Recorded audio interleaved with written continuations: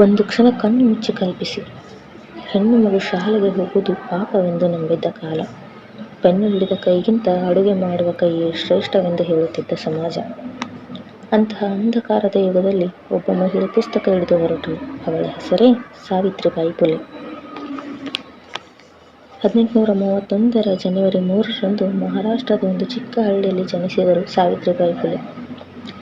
ಆ ಕಾಲದಲ್ಲಿ ಹೆಣ್ಣು ಮಕ್ಕಳಿಗೆ ಓದಲು ಹಕ್ಕಿಲ್ಲ, ಕೇಳಲು ಸ್ವಾತಂತ್ರ್ಯ ಇಲ್ಲ, ಕನಸು ಕಾಣಲು ಅವಕಾಶವೇ ಇಲ್ಲ.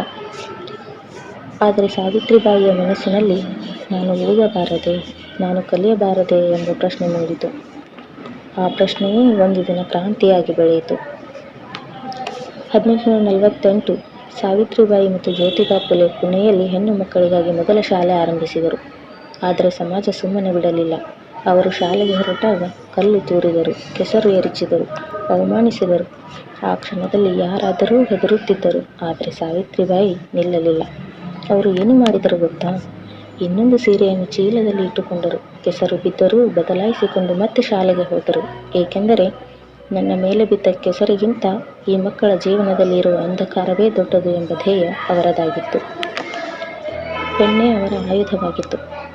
ಅವರು ಕತ್ತಿ ಹಿಡಿಯಲಿಲ್ಲ, ಅವರು ಬಂದೂಕು ಹಿಡಿಯಲಿಲ್ಲ, ಅವರು ಶಿಕ್ಷಣವನ್ನು ಹಿಡಿದರು. ಅವರು ನಂಬಿದ್ದು ಒಂದೇ, ಶಿಕ್ಷಣವೇ ಮುಕ್ತಿಯ ದಾರಿ ಎಂಬುದು.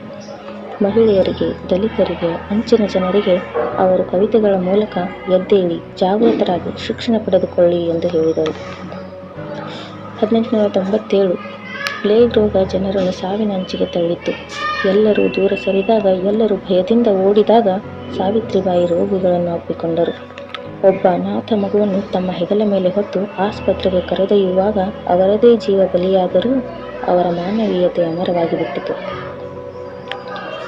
ಇಂದು ಹೆಣ್ಣು ಮಕ್ಕಳು ಶಾಲೆಗೆ ಹೋಗುತ್ತಿದ್ದರೆ, ಕಾಲೇಜುಗಳಲ್ಲಿ ಕುಳಿತಿದ್ದರೆ, ಕನಸು ಕಾಣುತ್ತಿದ್ದರೆ ಅದಕ್ಕೆ ಕಾರಣ ಸಾವಿತ್ರಿಬಾಯಿ ಫುಲೆ ಅವರು. ಅವರು ಕೇವಲ ಶಿಕ್ಷಕಿಯಲ್ಲ, ಅವರು ಒಂದು ತಾಯಿ, ಒಂದು ಧೈರ್ಯ, ಒಂದು ಯುಗ. ಕಲ್ಲು ತೂರಿದ ಸಮಾಜಕ್ಕೆ ಶಿಕ್ಷಣ ನೀಡಿ ಉತ್ತರಿಸಿದ ಮಹಿಳೆ ಸಾವಿತ್ರಿಬಾಯಿ ಫುಲೆ. ನಾವು ಅವರಿಗೆ ಸಲ್ಲಿಸುವ ನಿಜವಾದ ಗೌರವ ಶಿಕ್ಷಣವನ್ನು ಮೌಲ್ಯಮಾಪನ ಮಾಡುವುದು, ಸಮಾನತೆಯನ್ನು ಬದುಕಿನಲ್ಲಿ ಅನುಸರಿಸುವುದು.